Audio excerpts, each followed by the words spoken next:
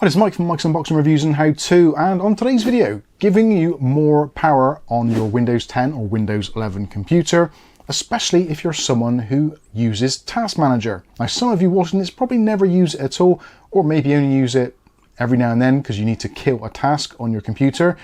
Or sometimes if your system's behaving oddly and you're wondering, why are your fans ramping up? Why is my CPU usage through the roof? Or why am I running out of RAM? Task Manager is where a lot of us go to find out what the problems are or what applications are actually causing those issues. So there is a new program on the market called AppControl, which basically supercharges Task Manager, giving you lots more functionality, also history as well, which is something which you don't get with the normal Task Manager. So now you can actually have an elongated history and you can see where your CPU or memory or GPU or whatever has been spiking, see what apps or processes are causing it, and potentially, if you want to, either kill them or completely disable them. There's lots of other features as well, all wrapped up in a nice user interface. So I think the best thing to do right now is to head over to the computer, show you how to install it and how it all works. So what you're going to want to do is head over to appcontrol.com, pretty easy to remember, but there will be links in the video description should you wish to click on them. This is a free piece of software. Now, a lot of people will say immediately, well, if that's free, there has to be a cost somewhere. Now, they have been pretty open with this.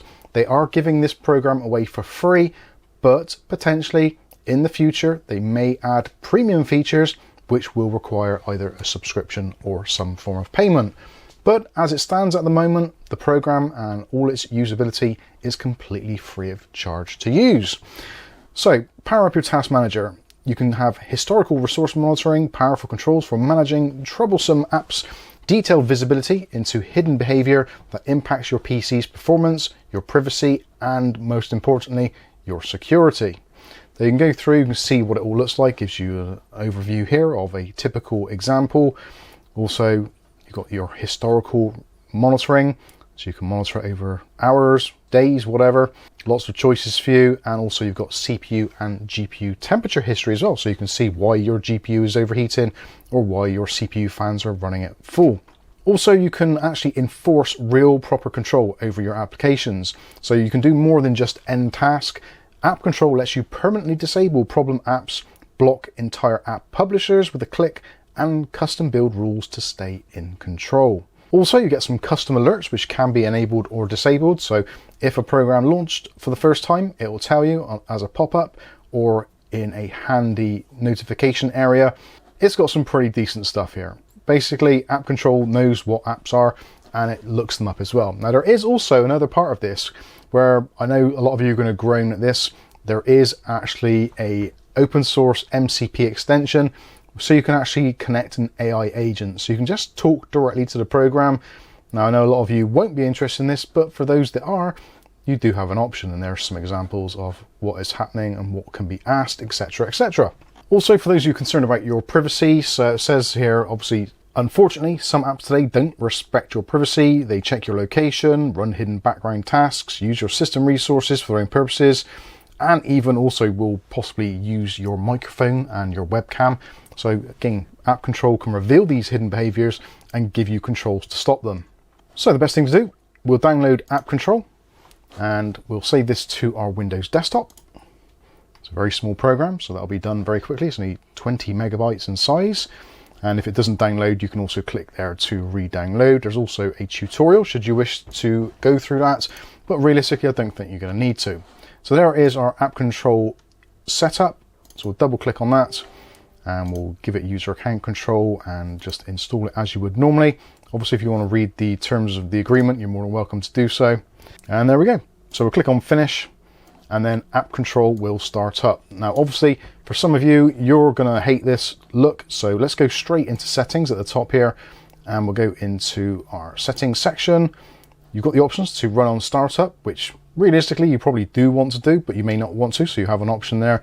You also got the option to check for updates. That's probably a good idea because it does actually scan for kind of malware and things like that as well, letting you know what is going on. Also, the theme. This is going to be important for a lot of you, so I'm going to go to dark, but you can sync it with your computer, whichever suits you. And the dark mode, I think, is a lot easier on the eye, so we'll do that. Also, you can change your temperature units and you can clear all your event history. So if you have a little bit too much information, you can clear it all and start afresh. Also, there's a performance mode. So let me maximize this so we can see what's going on a little bit better. So there is actually a performance mode which you can choose. So in performance mode, it scrolls like this. So it's nice and smooth and animated. But if you're a little bit concerned that it's using up a little bit too much of your CPU resources, then you can switch it to the efficient mode. And this will be a little bit more like we're used to seeing in Task Manager, a little bit more jerky. So for this particular instance, I'm going to set it to performance because I think it looks nicer, but obviously you can choose whichever you want. And this does run in the background, collecting information about what is going on your system. Also, you've got options for do not disturb. So if you don't want to be disturbed by pop-ups, letting you know that there's a new program or some alert, you can do that if you want to. That's entirely up to you. And also the option there for allowing the AI assistant integration. Yeah, less said about that, the better probably. Also, you've got the show idle time on graph, which you can turn on or off. So that is the settings section. We don't really need that anymore. So this is the kind of the key thing. Now, obviously you don't have to have it full screen. You can just minimize it or kind of move it around to however works best for you. You can actually adjust the settings there. So whatever works for you, you can move that around a little bit. But I'm going to make this a little bit larger just for demonstration purposes. So this top line, this top graph, if you click on a certain section, it will temporarily freeze, and then that is a point in time. So at that point in time, you can then scroll down to the bottom here and you can see all of the programs which are running and check to see who actually makes them, if they're signed, etc, etc. So depending on what you've got installed, there may be some which are unsigned, which you may want to take a look at, because if they're on your computer and they're unsigned, then potentially they could be problematic. Now here is one, for example, the Synology Active Backup for Business service. Now this is currently unsigned, which is a little bit bad for Synology, but what we can do, if we click on that, we can get more information about this particular task. So we've also got the option here, so we can kill the task should we wish to, and we can permanently disable it from running, so it can't ever start. Pretty cool. Also, it tells you about your hardware usage for that particular application, CPU usage, memory usage, disk usage, and it gives you a detailed information about the file information, when it was created, first seen, etc., where it's from. The fact that it says unsigned, I think, yeah, that's pretty bad, but it is what it is. A lot of modern software is like that these days. They don't sign everything. And if you want to check it out in more detail, you've got the actual path there. So you can actually click on the path and it will take you to the particular folder. Now we know this is right. This is our Active Backup for Business. So yeah, we're pretty happy with that. That's fine. But again, if you wanted to, if you're concerned, if it's something you don't know what it is and you don't recognize it at all, you can kill the process. Also, if you want to, you can copy the path and paste it into something like Google or Brave, whatever, and get more information on it should you need to. And of course, the option to disable it entirely.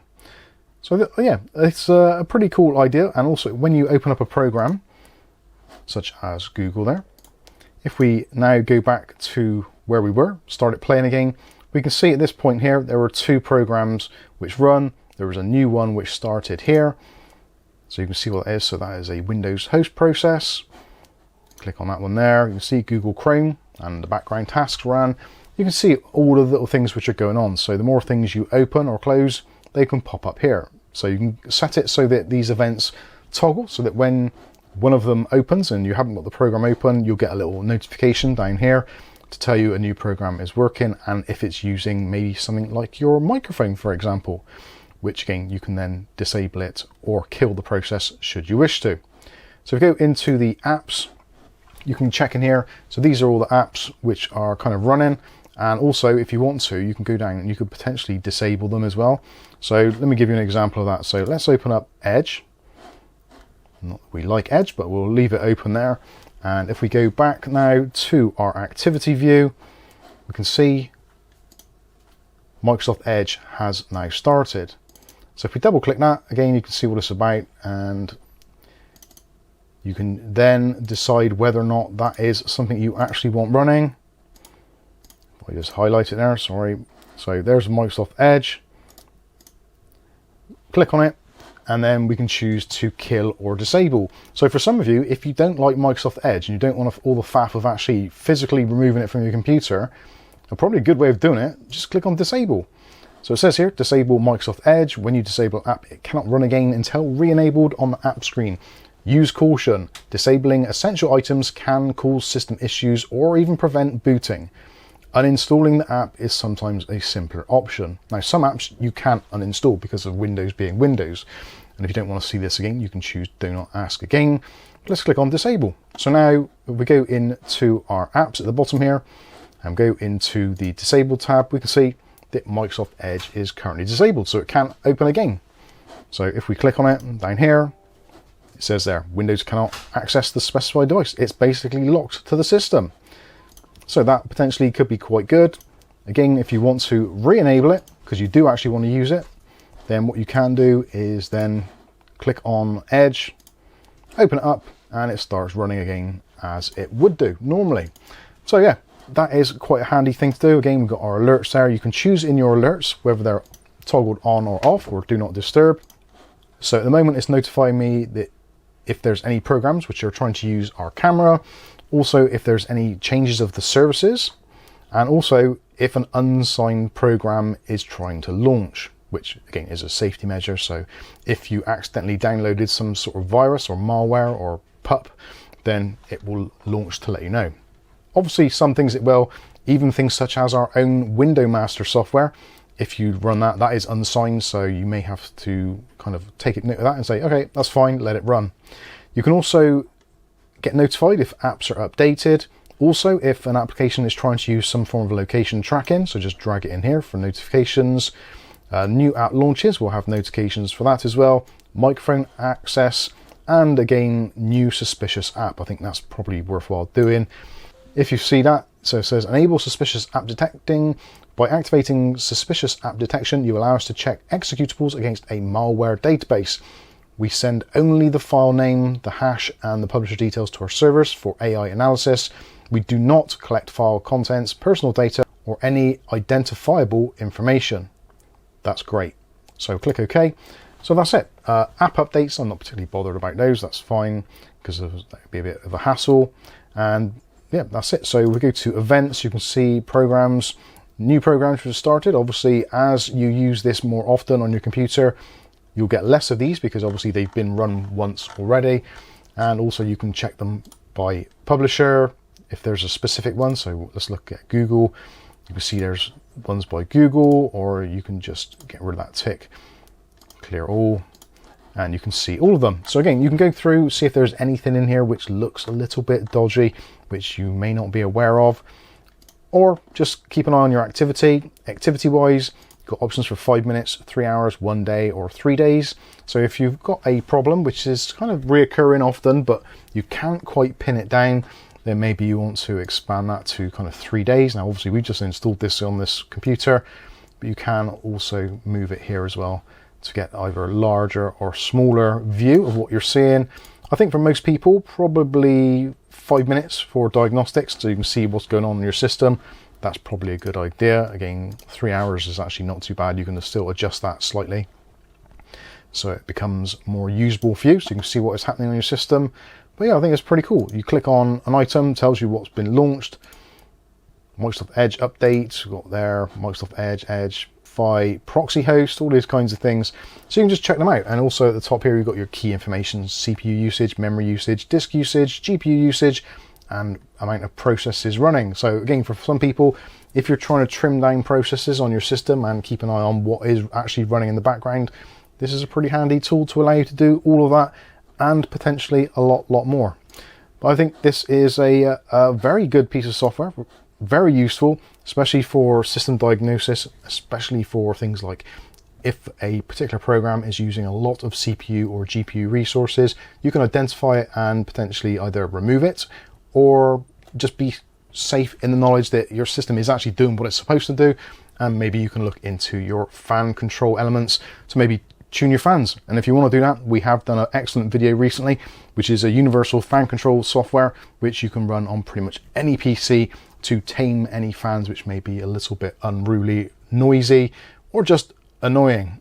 So there you go, there is a look at AppControl, the new version of Task Manager effectively, but somewhat on steroids, giving you a lot more control I think this is one of those pieces of software that basically everybody should install on their computer from day one, for things like security and just for a little bit of safeguarding, so you know what is running on your system. And if for some reason some strange application suddenly starts wanting to use your microphone or your webcam or just things that it shouldn't do, at least you'll be notified of it, rather than Task Manager just saying, yeah, just go ahead, do whatever you like, it's fine. Anyway, I've waffled on for way too long. Hopefully you've enjoyed the video. If you have, smash the like button. If you want to see more content like this on a daily basis, maybe consider hitting subscribe. And if you do that, don't forget to hit the all notifications button. That way you'll be notified of future video releases. But for now, I've been Mike. This is Mike's Unboxing, Reviews and How To. And hopefully we'll catch you in the very next video. Thanks for watching.